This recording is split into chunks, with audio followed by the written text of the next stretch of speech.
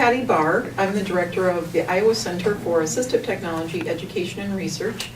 And today I'm here with Lori Croft from the Bell and Blank Center and Hailey, and we're going to talk about employment for people with disabilities and neurodivergent people. And we're going to start out with Lori talking a little bit about twice exceptional. I thank you for letting me share just a little bit about this. Several of my colleagues have done some of the best literature that exists about twice exceptionality, and we kind of live with it so much every day that we think everybody knows what twice exceptionality is, but they don't. And so I work at a Center for Gifted Education and Talent Development, and twice exceptionality comes into play when you have a gifted person, but that person is also dealing with one or more issues of that complicate their giftedness. Yeah, they have a disability of some sort or an illness of some sort. And so what frequently happens is that the disability or illness masks the giftedness, and sometimes the giftedness masks the disability. So for somebody like Hailey, I know she's told me that you often don't find women identified as autistic as often. That underdiagnosis may in part be, especially among people who are twice exceptional. So gifted, but on the autism spectrum, as we talk about it in education, but it may, their behaviors may not be recognized for what they are. And so, of course, twice exceptionality can be autism, it can be ADD, ADHD, diabetes, if it causes, if a child is still dealing with blood sugar swings, depression, anything that's going to complicate, which pretty much everybody deals with, something that's going to complicate their being gifted, somebody with a disability. I'm finished.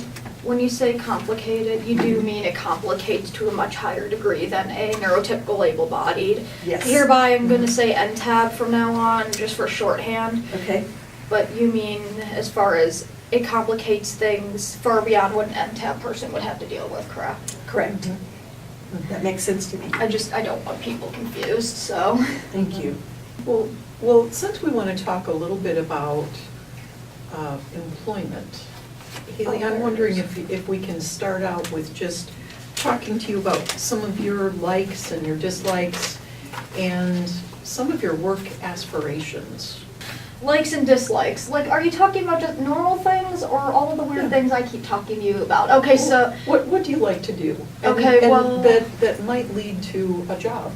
Well, I mean, my special interest at this point is actually neurodiversity and neurodivergent cultures. I'm autistic, so maybe it's just coincidental that my specialty would be in autistic cultures. I have tried and failed several times to expand that to other neurodivergent cultures. I'm still trying. It just seems that my spec seems to be more specific at this point. So, as far as my likes, I do tend to like human rights-oriented things, specifically toward disability and disabled people. I mean, I highly doubt Pokemon will ever lead me to a job, but I like that. You never know. We all like games. I have dabbled a bit in like drawing stuff, but like my like hand-drawn art's a little bit better than my actual art, and I've been trying to write a whole book of poetry. I actually had the first book finished, and then I accidentally deleted 90% of my work, and I'm like, no! That's painful. No! That was painful, but those are things I do like. Mm-hmm. Things I don't like, job-related or no. Despite how loud my voice is, certain noises or certain amounts of noises or certain volumes after a while can get into a big blur of din and nothing else, and it can cause a sensory overload, so I have to leave for like 5 minutes or something. Yeah, this morning we had a lot of fourth graders downstairs. Oh God, the fourth graders, I had to shut the door. I had to actually shut the door, that never happens anymore. I don't like people touching my wrists. And what I mean by I don't like people touching my wrists, I don't like people who stop me from flapping my hands. I mean, within certain reason. I highly doubt I'm going to be flapping my hands when I'm operating something that requires me not to do that. So, just Just that, so I don't think it's very reasonable to get me to stop doing that for other reasons. As far as dislikes though, I don't like wearing blazers. Formal clothing is horrible sensory issues for me. Okay guys, if you're running a business, like I am serious here, some autistic people are great with the formal clothing. They love it, but there's some people who would rather just wear a t-shirt and a jeans, and as long as you guys aren't accepting bikinis or something, we're all good. Okay, so just letting you know right now. Is it a comfort issue? The way Sock seams are the worst, okay?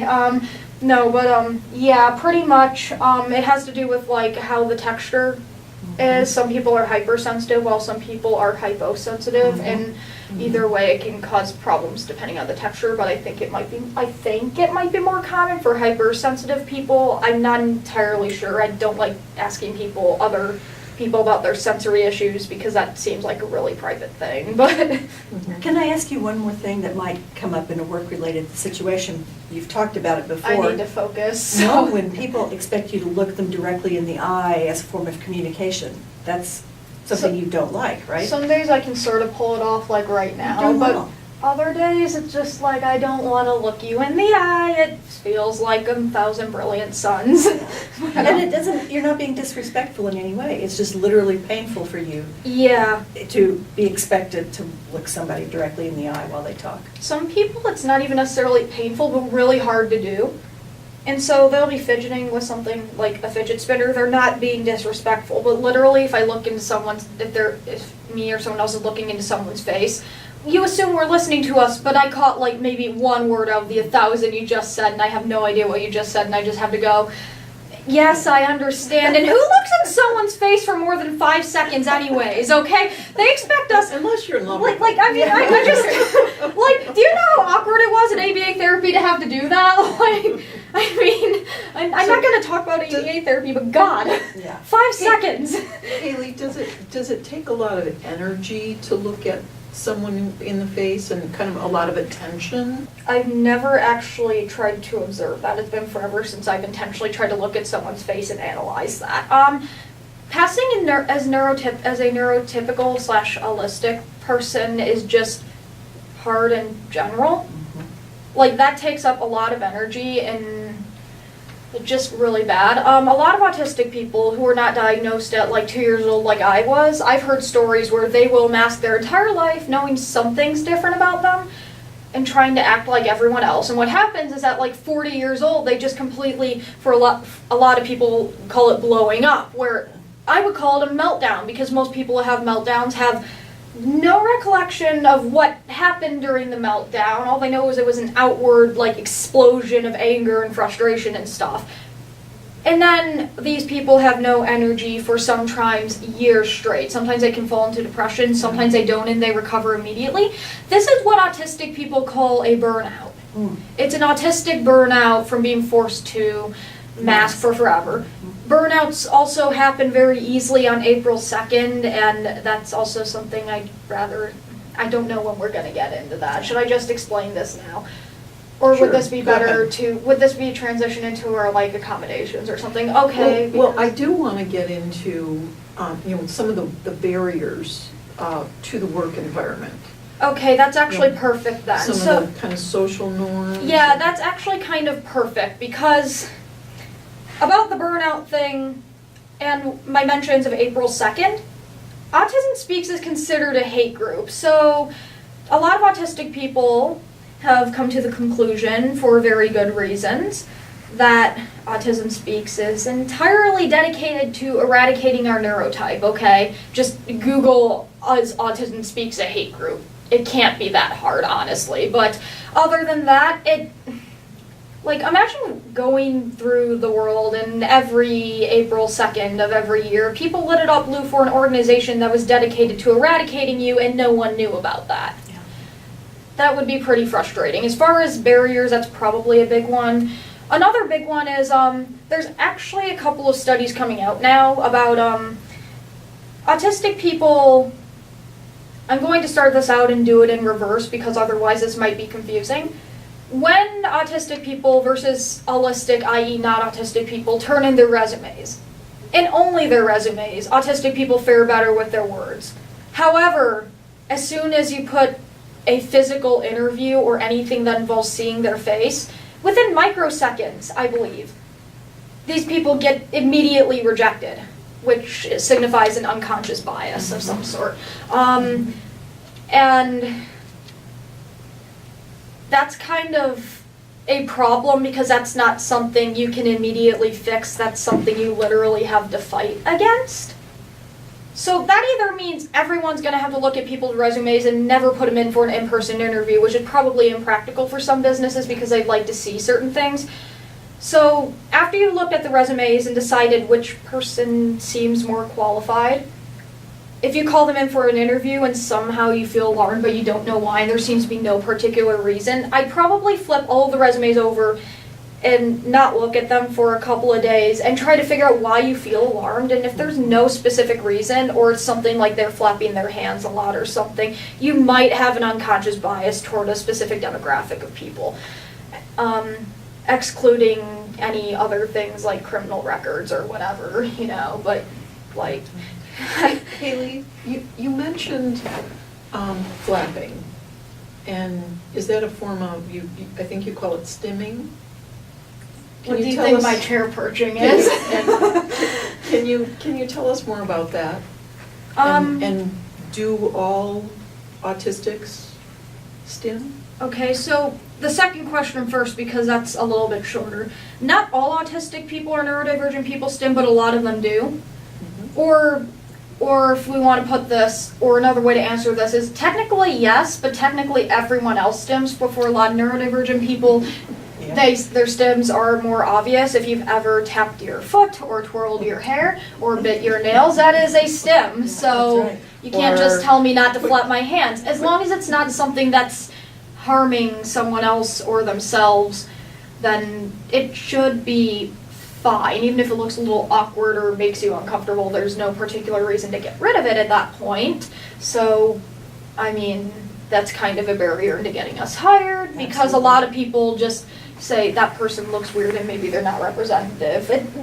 Excuse me, I'm not doing anything rude. That is my equivalent to facial expression. That is literally a way to calm myself down if I'm overloaded, and it just, and sometimes it's just so fun. You have not understood the euphoria of a hand flap until you have done so. I'm sorry, but no, that is part of the facial expression. But yes, I'm sorry. That's great. Do you use any technology, assistive technology, when you're stimming? When I'm stimming, that is such an odd way to phrase it. I don't think stimming has anything to do with it, but assistive technology does depend on the day. I actually have a choice in the matter 99% of the time compared to some people. If I'm stressed enough, a lot of autistic people, you have verbal autistic people supposedly, and then you supposedly have nonverbal autistic people. This is not necessarily true. Even for supposedly verbal autistics, if we're stressed enough, we can go nonverbals, we call it.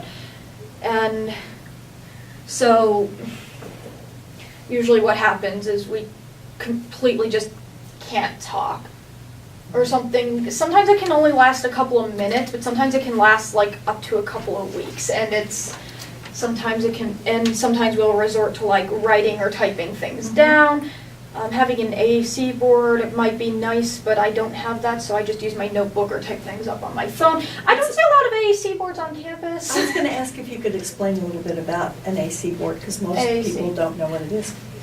Oh God, I wish I actually knew how to explain this, but the last time I even attempted AAC pictures was like in 7th grade. Mm-hmm. It's kind of like it's like a board, like, you have apps for it now on your phone, but the traditional ones are like kind of like this big, and they have like certain basic like words like eat, want, drink, or certain names or things. You can customize your AAC boards. That's cool. Sometimes, things like that. And you can like point at it or something. I saw another version of AAC on some form of media, and it wasn't autistic media, but it was definitely media that portrayed AAC. And what they had was they had like letters and numbers and stuff and punctuation. They had like a laser board and they could move it. Mm-hmm. And you could write the letters down and then figure out what they were trying to say, like, if that makes sense. So some of those, are there any of those you especially like?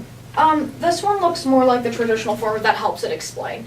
Okay. If you want to show, do you want me to walk up to the camera and show that to people? Like, Or we could, AAC. actually, Yes, but- if our viewers want to know more about AAC, on the iCater website, we have several videos, short webinars about some AAC apps.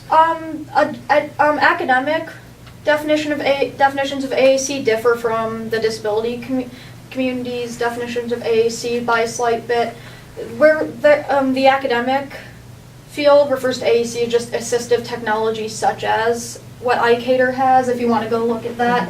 AAC, in at least the autistic community, stands for anything that helps you explain yourself, or is alternative communication. So that does involve, like, maybe if you, so like, for example, scripting. If your friend is really sad and you're an autistic person, you might sing "Let It Go" from Frozen to cheer them up.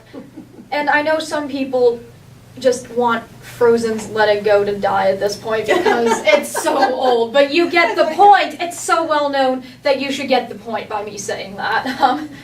So yes, go look at iCater if you want to know more about AAC, or you can Google it, I guess. But There's Google, lots of stuff. like just Absolutely. just when it comes to like neurodiversity, sometimes the articles can be a little more than sketchy, even from the supposedly credible sites, which is why I'm concerned about just telling people to Google it. Mhm. So What were you were going to say what it, I was going to Yeah. say what it stands for. AAC stands for alternative and Augmentative and Alternative Communication.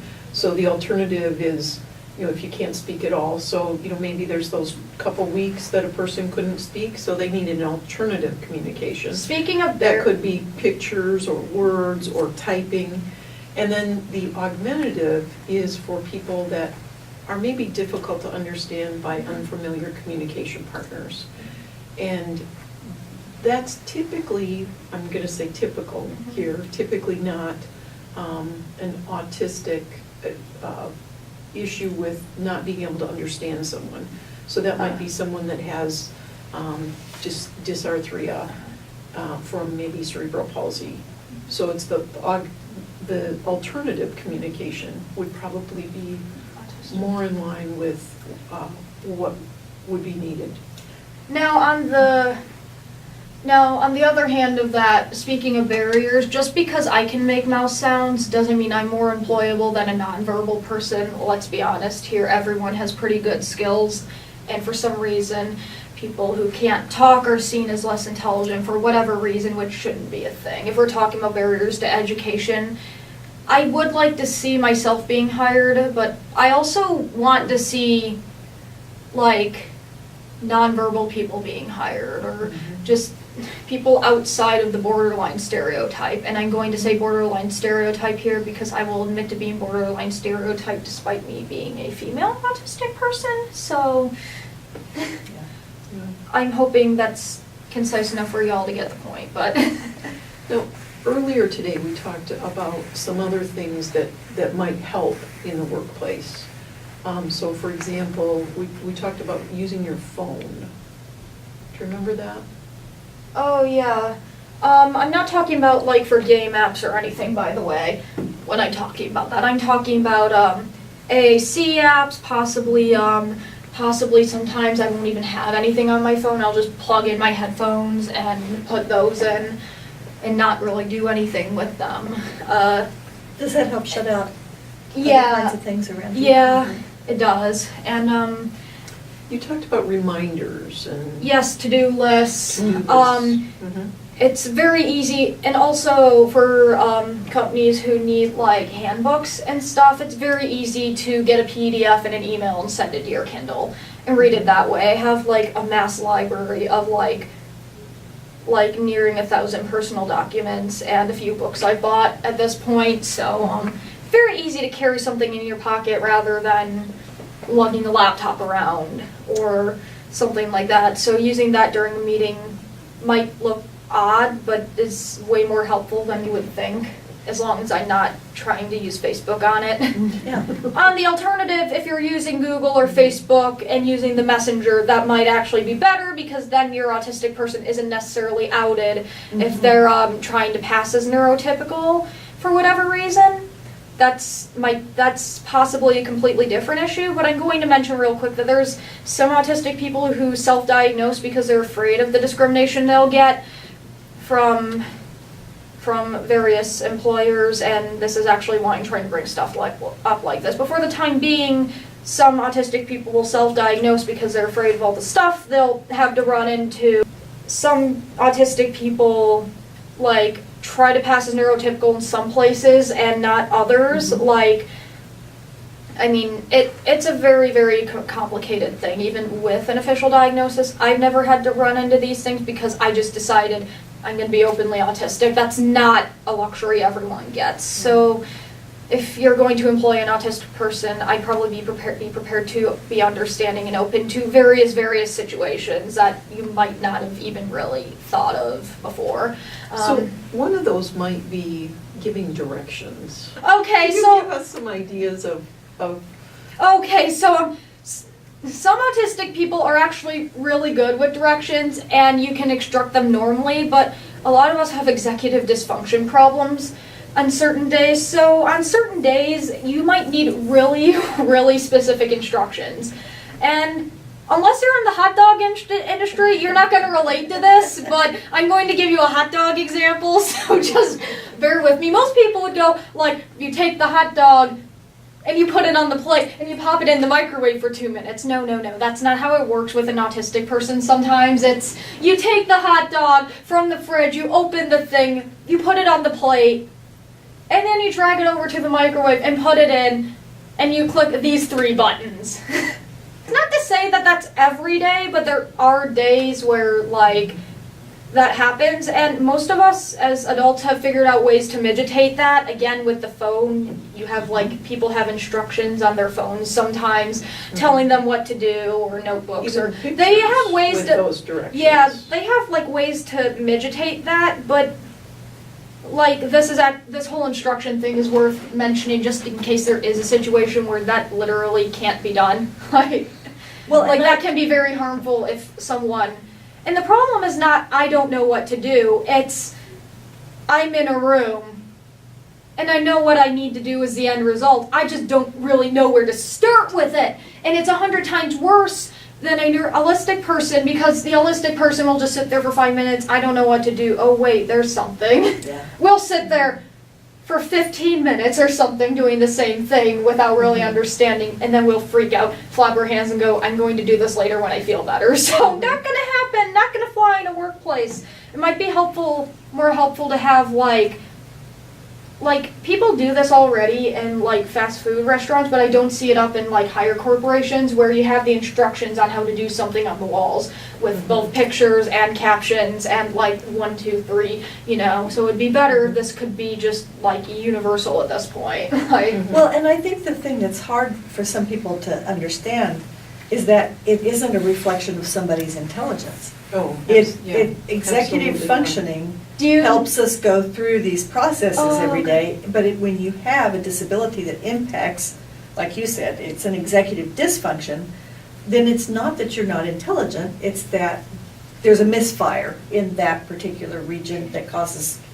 And there's some These simple problems. things that all of us could do to make it easier for Right. people with Oh, yeah. executive functioning. By the issues. way, I'm one autistic person, so I'm not reflective of the entire community. I'm just gathering together what I know from talking to several autistic people as well as personal experiences. So, like, that is probably something I should have clarified before we started this, but You're doing it Yeah, now. that's always- okay. that's always, like, a good thing to know. Like, usually I wouldn't be like this and so random today, and I don't know if that's an executive function thing or an overload thing or what it is, so. Well, it's almost the end of the semester and That could finals do are it. coming And up, that so could really I do can it. imagine that So, you're a little extra stressed.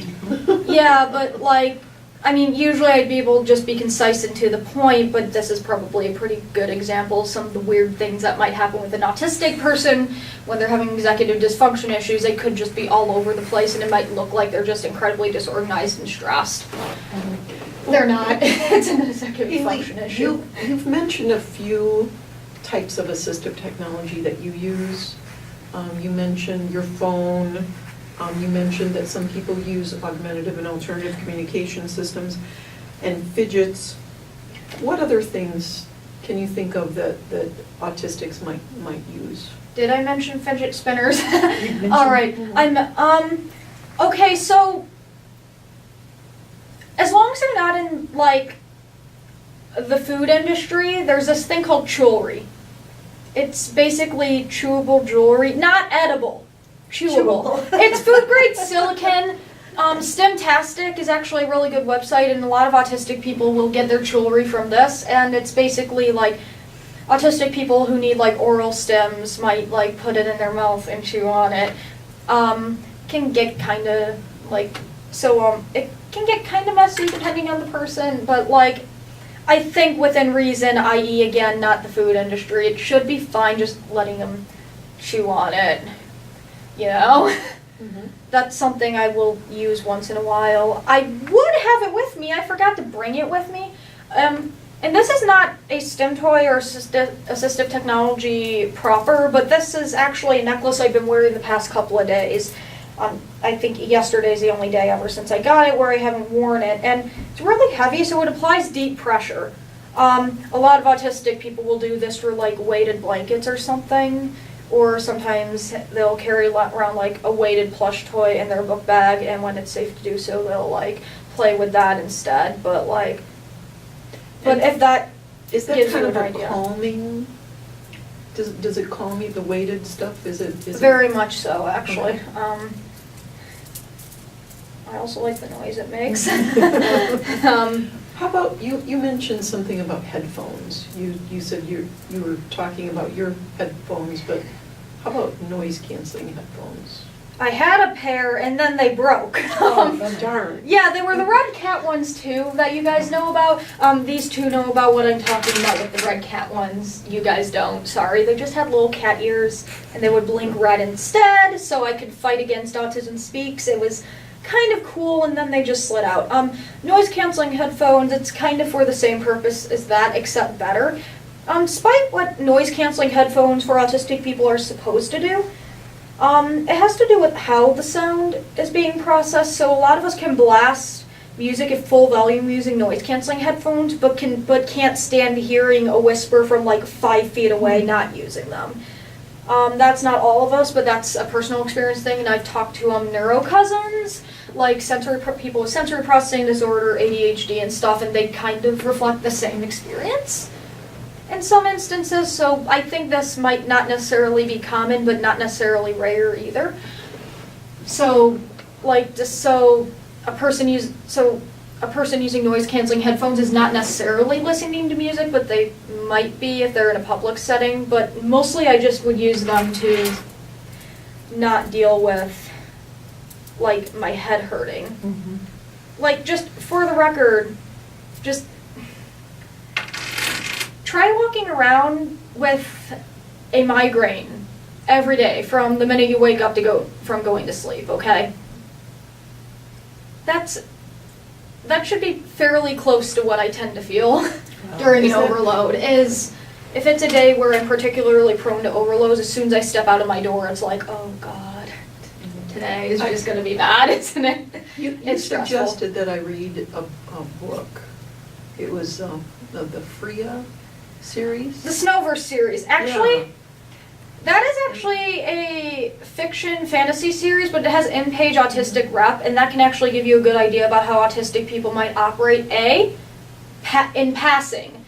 In the Freya Snow series, the main character, Freya, I hope it's fairly obvious that it's called Freya, she's called Freya, but she is a self-diagnosed autistic person, and she actually explains the reason sort of in passing. Like in the beginning of the series, when she's talking about her friend Alice, and she's like, I think I might be autistic, and then her foster care workers go, oh, you can't be autistic, stop acting like that. You're not like Alice at all, which is kind of bad to say because like it's just because they're using arbitrary function labels, stuff like that. But what made me think of it was that she, in that book, she talks about waking up with a migraine headache. She talks about that. Oh yeah. Yeah, no, but like that's just a really good series in general. I mean, it's not, considering it's about a autistic bisexual demon hunter, it's not reflective of necessarily the real world. It's very realistic about how autistic people would operate in said world like that, though. A lot of the ways for I think I like sci-fi. yeah, I mean, like, just for the record, it's very good about, but it's a magical world taking place in the real world, a la Harry Potter, so in places where it's not necessarily dealing with demons or magic, it's very reflective of how autistic people might operate. I've got a couple more things I want to just get to before we're done here. One is, you mentioned earlier that you put a lot of stuff on your phone. And is it easier, tell me about paper books versus e-books. Kind of depends on the day, but most of the time it's really easy, just swipe like this rather than actually grab the page.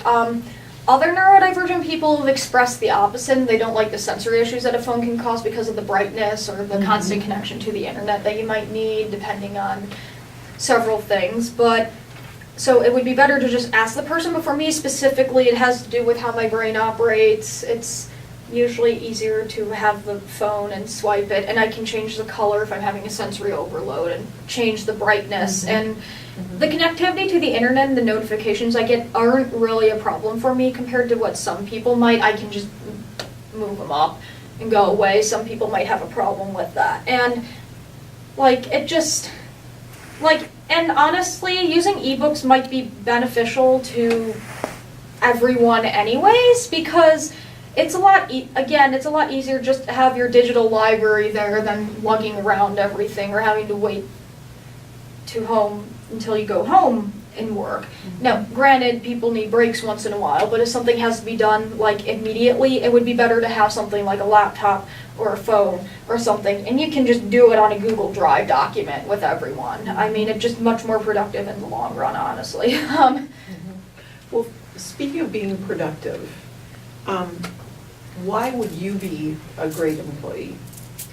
Oh God, how do I even start with this?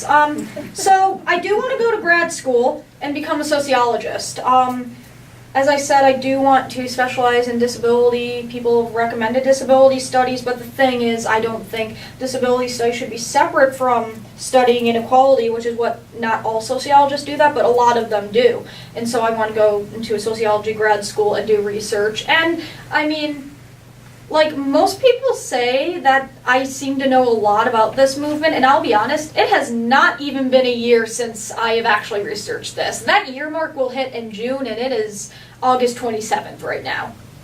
So, I mean, as far as me being hireable, well, I mean, if it helps, I'm a data sponge. Absolutely. I've stayed up till 3, switching between, so usually what I'll do is I'll take a break for 30 minutes and then I'll research something for an hour.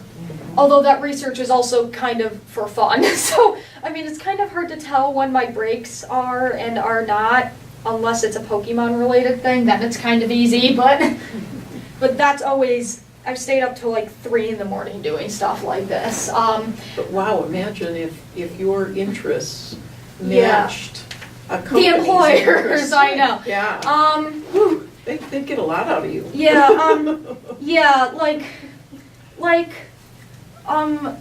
someone and I talked about possibly running a STEM toy store, for example. And so if someone ever wanted to open a STEM toy store, you have an autistic person right here to help you.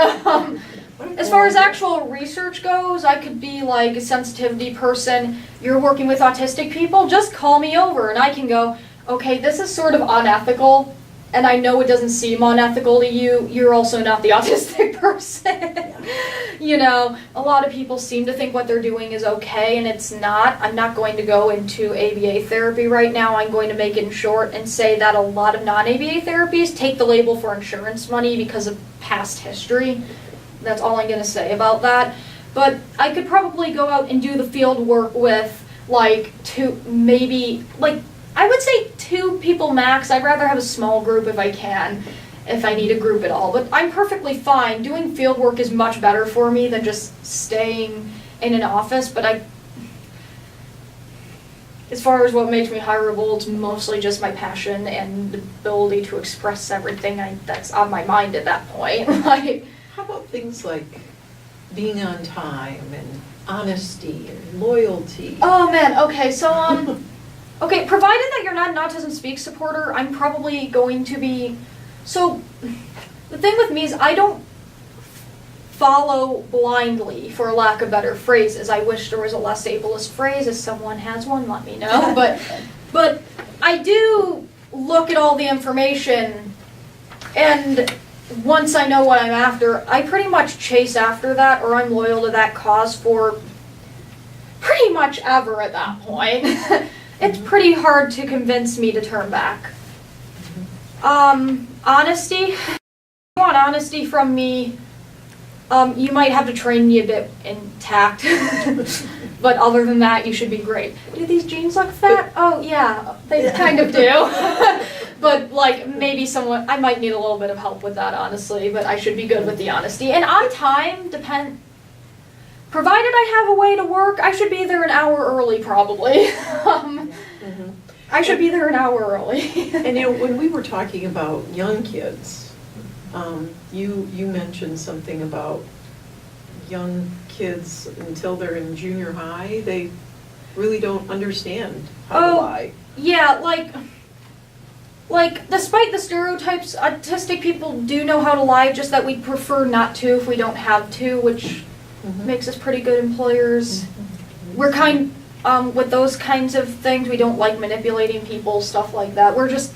We do those things on kind of an as-needed basis, so it's not very often that we feel the need to, if that makes sense. That actually makes us great for leadership positions, because we will take the unpopular route if it also means we're doing things for the betterment of whatever situation we're in.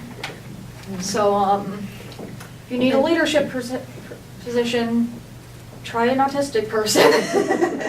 How about creativity and innovation? Well, how do I start with this? A lot of retroactive diagnoses have been happening in the past couple of years. For example, Isaac Newton was retroactively diagnosed. Eminem, the rapper, is apparently autistic, by the way. A lot of autistic people seem to relate to his songs and didn't know why until I found this out. So creativity and innovation are really nice. A lot of autistic people might have ideas that you've never even really thought about. Ask these two, why do you think I'm here? But a lot of us we have very, very diverse interests and talents. For those of us who are good with words tend to be especially prolific. As I said, I've known a lot of I actually have a Twitter, and a lot of the community a lot of the people I follow are writers, because they feel the need to express themselves, and the reason they need to express themselves is because they're so marginalized, especially for autistic people who are multiply marginalized. LGBTQ plus autistic people especially have this need to push back against narratives that constantly demonize them. So that's always kind of a lot of autistic writing that I've noticed tends to be really good at sensory description, probably because we're 100 times this is not a literal number, but it's 100 times more sensitive for us sometimes. Or on the opposite end of things, if you're hyposensitive, it's 100 times less. I'm not going to get into the hypo distinction right now.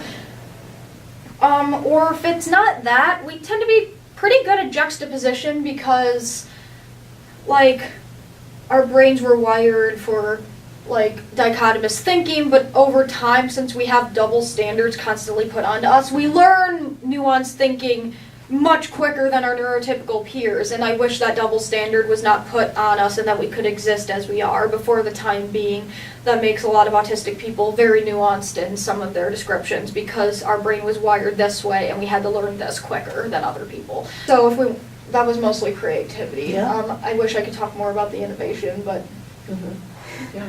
we've been going on for a while, so. Yeah, we have. My brain is just, apologies if any of this seems like completely unclear. I've said this several times before, but my brain's kind of foggy right now, so it's the stress of finals and I think it's been very clear. I think you've Very been great. helpful. Yeah. That's another So thing, we do tend to be concise, I hope. Yeah. Well, I want to thank you for joining us today, and I don't know if you've got any last minutes or Last kind of thoughts? last thoughts that you'd like to share. There's too many. So, Hopefully we'll have I don't know. kind of a question and answer Alright. period at a later time. that would be nice. Did I talk about the problem with Autism Speaks at all, like, in depth? I think you we Enough. did. I don't I know if think I you just did. told them to Google it. Okay. I'm not really sure what else to say other than like some alternative things to Autism Speaks. I think I mentioned Red instead, but like there's a lot. But if you want to support the work of autistic people, there's like there's an anthology called Loud Hands Autistic People Speaking. It was originally meant mainly for autistic people since we don't have a lot of anthologies generally dedicated to us. But if you want to get a general idea of how autistic cultures work, it's by Julia Boscom. It's a very nice book. I was very happy to read it. The only thing I would be concerned about is I'm going to put trigger warnings on it for like later on with there's a section of the anthology like about what happens to autistic people. There's a lot of mentions of like institutionalization and the use of electric shocks and stuff like that. So if you're uncomfortable with those kinds of things, just be careful in that later section. But if you want to get insights as to into autistic culture, both the positive and the negative and what we think of our lives, that's a really good book. But supporting our work as well as hiring us and in general just trying to promote the equality of neurodiverse people as well as neurotypical people would be a very nice thing to do. Thank That's you. great. That's a nice way to end. Lori, did you have anything else you wanted to add? Just that I've learned so much from Hailey coming by, Oh, because yeah, until me too. until you happened to come into my office in the fall semester, I really hadn't heard It's about been the that long neurodiversity. already. Yeah, I hadn't heard about the neurodiversity movement at all. But it makes, as somebody who studied history and taught history before I went into the field of gifted education, there have been so many similar movements in the past, and I think I really think you can make a difference continuing to advocate for social justice for people who are neurodiverse. So, Very good. thank you. Well, thank you, Hailey. Thank you, Lori, for being with us today. And again, I'm Patty Barr with iCater.